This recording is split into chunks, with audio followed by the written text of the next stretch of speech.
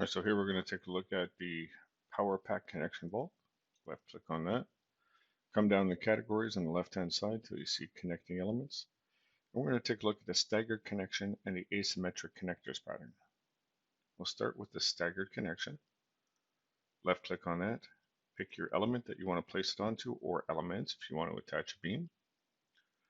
Right click, pick a point, pick another point, and you'll see you get your pattern comes in. Start off by adjusting it. First of all, you have your properties page. There's nothing really here to do unless you want to set a unique name. About gives you a bit of information about the tool, and then connector and stagger type. In here, you can choose whether you want to have a bolt, an anchor, a hole, or a shear stud. I'll just leave them at shear stud for now so we can see them on top. And then you have different staggers. I'll take a look at that in a minute. Underneath distance, we can adjust how many we want. So what is the number of these? So we'll just set this to, let's say, 3 across. And then we'll come down here, we'll set the Y to 6. So we have some in here. So this gives us a pattern. You can then adjust this pattern by what is the total length and total width, which was based on the selections that we made for the opposite corners. You can change the intermediate distance for the bolts, X and Y. Or you can come down and say, what is the offset for the bolts from the edge? And I'm just going to come in here and offset the X by, let's say 3.5. Maybe not, maybe 2. And then we'll offset the Y by 3.5. Move it in just a bit more. Okay, so there we have our pattern. So as you can see, it's pretty straightforward. They're all lined up, 3 in a row. We can come in now, we can choose whether we want the first one first. So you can see it's going to adjust the pattern so that we end up with a 2-3 stagger like this. And it will change it, or we can do a 3-2 stagger. So which one do we want first? We can adjust or change where we're starting. And if we want to keep that 3-3 stagger, this all fits into the area that we've defined. If we want to keep that 3-3 stagger, we can come down to first out. Okay, so that's the difference between the first one and second one, as it keeps it within your defined area. And then the next one will expand it, and you can see it comes out off that area that you've defined. All right, as does the second one. So you still keep your 3-3 all the way down, but it staggers one row out, either the first one or the second one, and then you get your pattern that way. If you need to adjust the pattern, you can come in after the fact. You'll notice that when you place these, you ended up with a grip point. Here it is. At each of the corners that you selected. And you can grab that grip point and you can move it whatever distance you want. So if I wanted to move that back in 2 inches, whatever the case may be, I can do that. And you can see the pattern adjusts and it comes back onto the beam. So you have the ability to move or stretch your pattern after the fact by selecting these grip points. You can also change the bolt type. So once you've placed them in, you've got them where you want them, come to your bolt, select any one of them, right click and go to Advanced Properties. And in here it gives you all the properties. They're completely accessible. So you can change what type of bolt you want to use. You can go through and pick the one that suits your needs. So let's say I wanted that with the head. Then I can go through and pick the grade, the coating, diameter, and so on and so forth. The distance in here you can adjust if it's got back in the pattern. So this gets grayed out. That's controlled by the macro.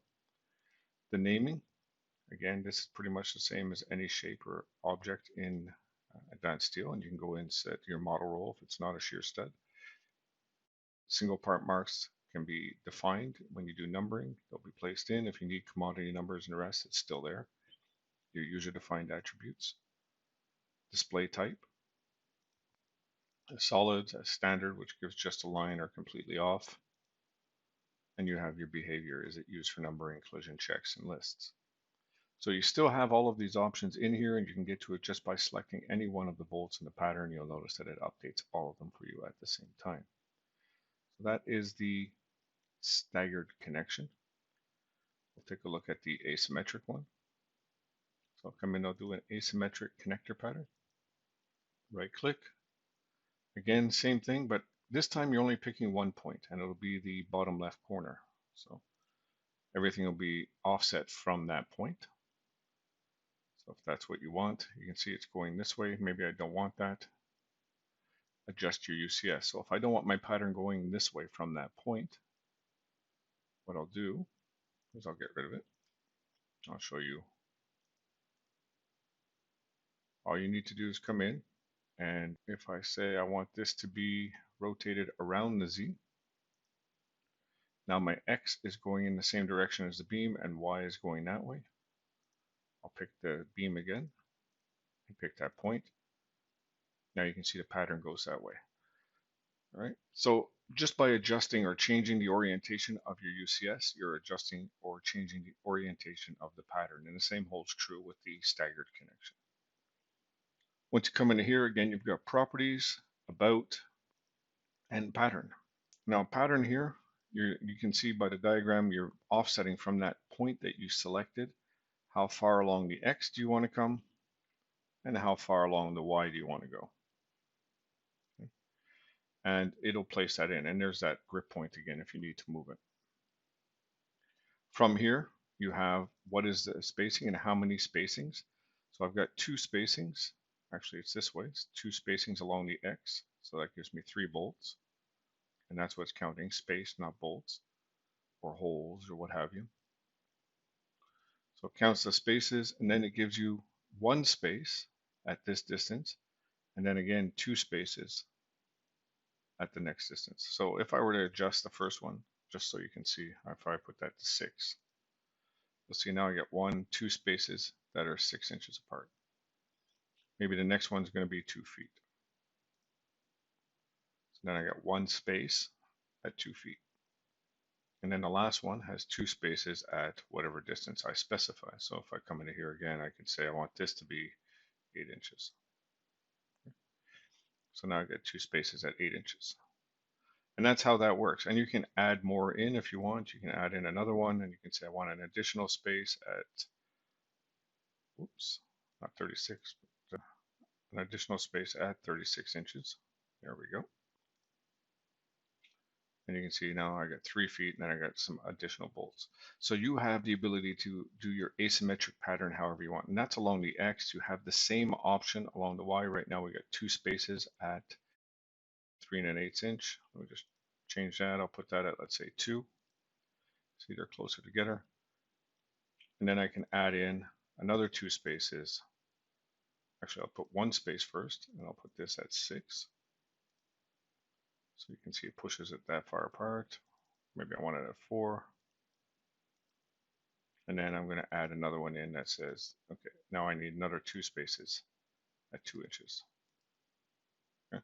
So I've got the holes here, then I got a big space in between, and I got the holes here. And you'll notice that affects the entire pattern the whole way along.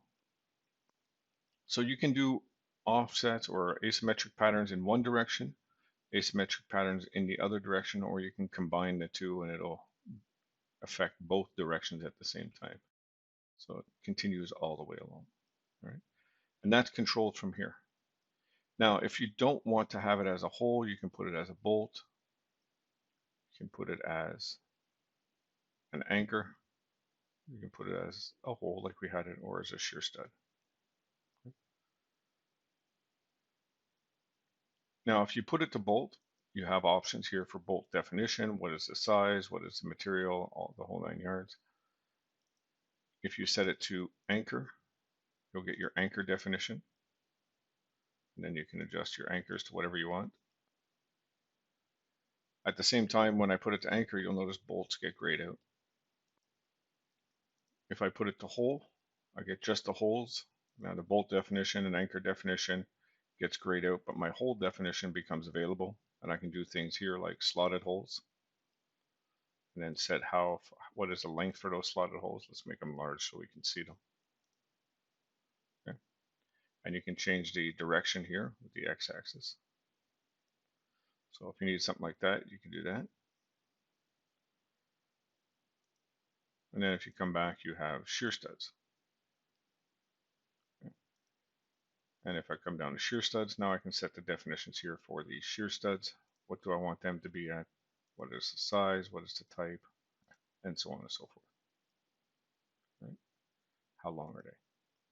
So I have these different options. And then at the bottom, if I need welding, perhaps with the shear studs here, you can see I can put my weld in, how it's located, site or shop, and what is the thickness, or is it also a continuous weld? So here you have different options for whatever you pick.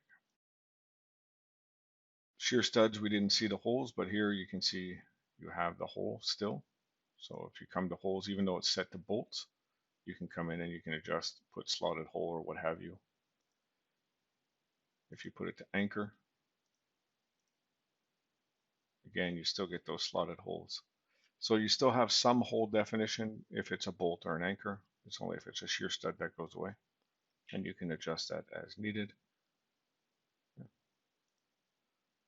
And that's it. And again, you still have, for shear studs, your welding. And you notice the welds get grayed out when you do bolting. So that's it. That's your asymmetric pattern. You can see you're defining the spaces and then the bolts go in accordingly.